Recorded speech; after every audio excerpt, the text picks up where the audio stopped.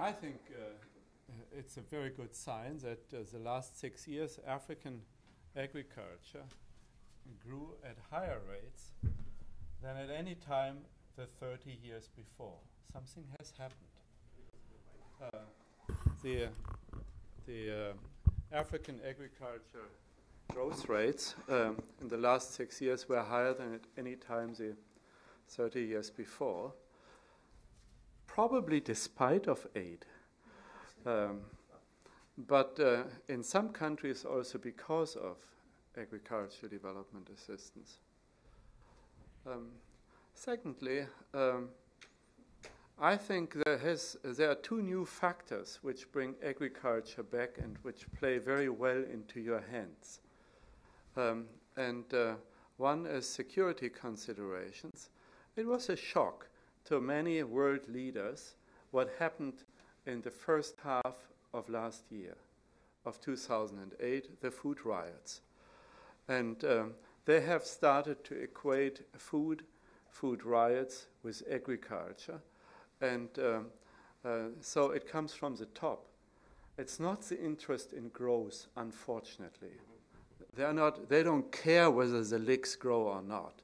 But they have to care about the politically destabilizing developments. And the other force comes from the role of agriculture and forestry to that effect to deal with climate change.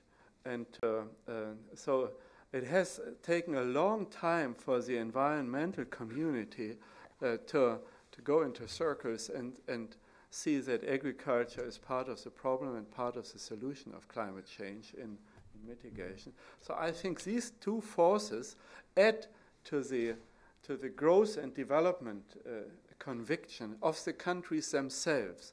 And I think that can form a pretty strong coalition.